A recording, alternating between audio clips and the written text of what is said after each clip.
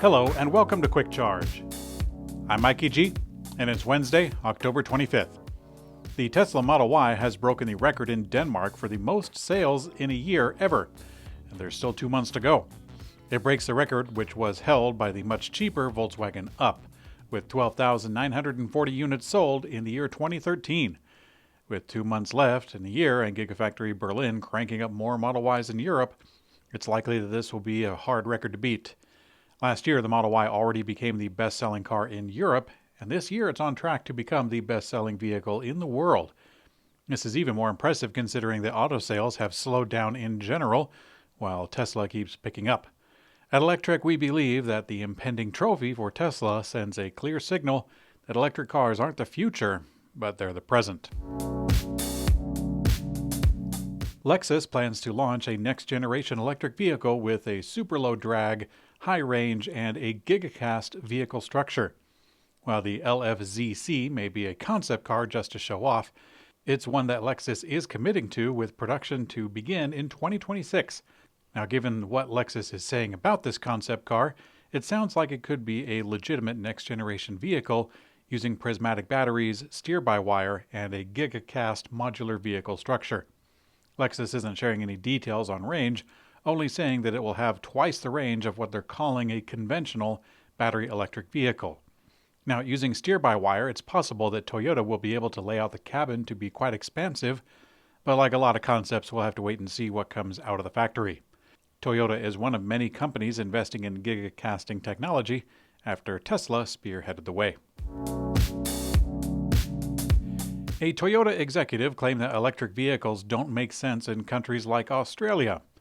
The Toyota Australian Vice President of Sales, Marketing, and Franchise Operations, Sean Hanley, told journalists, quote, "Battery electric vehicles make sense right now in a place like Norway, where most energy is renewable and incomes are high."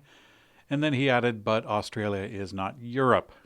Now, although Australia was late to the EV party, with electric models accounting for only 3.8% of overall car sales last year, the country is turning it around. EV sales are up 80% in 2023, with over 65,000 Aussie drivers taking to electric. As a matter of fact, the Tesla Model Y was the best-selling SUV, whether gas or electric, through the month of September. Hopefully, Toyota can create a corporate culture that doesn't bury their head in the sand.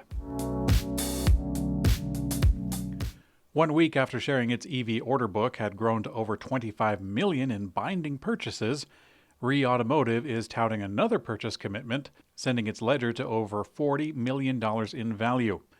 As we reported last week, REE Automotive has yet to deliver an electric vehicle, but they say that their continuing progress with the P7 platform is upcoming, following the EPA certification and a confirmed FMVSS certification feasibility of its X-by-wire system.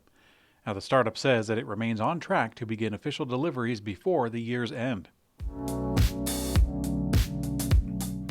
Today's episode is sponsored by AMP, makers of energy management solutions for e-mobility products. Team AMP is known for its expertise in the industry when it comes to understanding the battery and its functionality.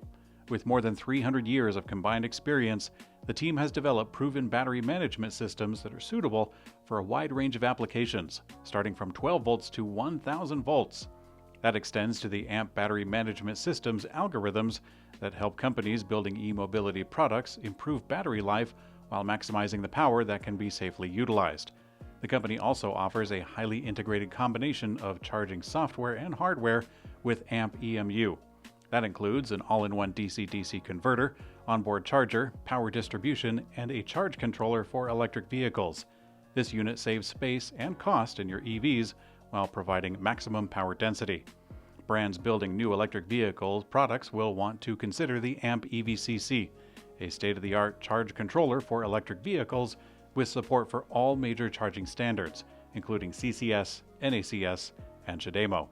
And the AMP Fast Charge Junction Box to enable Level 3 DC fast charging, all built on the AMP charging software stack, the world's #1 charging software capable of complying with all major charging standards globally. You can learn more about the AMP energy management solutions at amp.tech. The Honda General Motors EV saga is ending rather soon. Honda CEO Toshihiro Mibe said that the automaker is scrapping plans to build an affordable EV with GM because of the, quote, changing business environment. Mibe said in an interview with Bloomberg Television, quote, after studying this for a year, we decided that this would be difficult as a business, so at the moment we're ending development of an affordable EV. Mibe added that, quote, General Motors and Honda will search for a solution separately. This project itself has been canceled. Now, General Motors and Honda revealed plans to expand their relationship back in April of 22 by co-developing a series of affordable EVs on the next-generation GM Ultium tech. Honda and General Motors were planning to build EVs starting at an expected price of less than $30,000. And while it may be the end of future development, the current offering is still going through. Honda is releasing their first EV in the United States called the Prologue, which has been made on GM's Ultium platform. Stellantis has signed a memorandum of understanding with hydrometallurgical metal recovery expert Orano to establish a joint venture focused on recycling end-of-life EV batteries, also production waste materials from its plants around the world. Stellantis shared that the recycling will be based on low-carbon processes developed by Orano, which not only enables the recovery of all the components within end-of-life lithium-ion batteries, but also supports the manufacturing of new materials for battery cathodes. The venture should result in the acquisition of supplies of precious recycled materials crucial for a circular EV battery chain, including cobalt, nickel, and lithium. GM's autonomous vehicle company called Cruise has had its license to operate autonomous vehicles in the state of California suspended, effective immediately.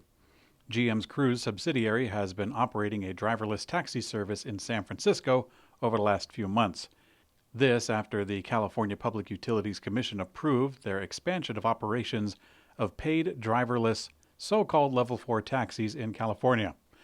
Now, just a few weeks ago, an incident occurred in which a human driver in a different vehicle hit and pushed a pedestrian into the path of an autonomous Cruise vehicle. The autonomous vehicle drove about 20 feet while dragging the seriously injured pedestrian under the car. This information was not initially told to the DMV, even though Cruise had the records. The DMV letter to Cruise chides the company for withholding this information and states that the vehicle's, quote, subsequent movement increased the risk of and may have caused further injury to the pedestrian. The suspension is effective immediately, with Cruise no longer allowed to operate driverless taxis on California roads, though the company can still operate and test vehicles with human drivers on board. In today's community comment found on YouTube, Bud and Buff says, great video, lots of good information, thanks for your humor. Well, thank you very much, Bud and Buff. If you'd like to help the show, you can leave yet another comment. You can click like and click subscribe and share it with your friends.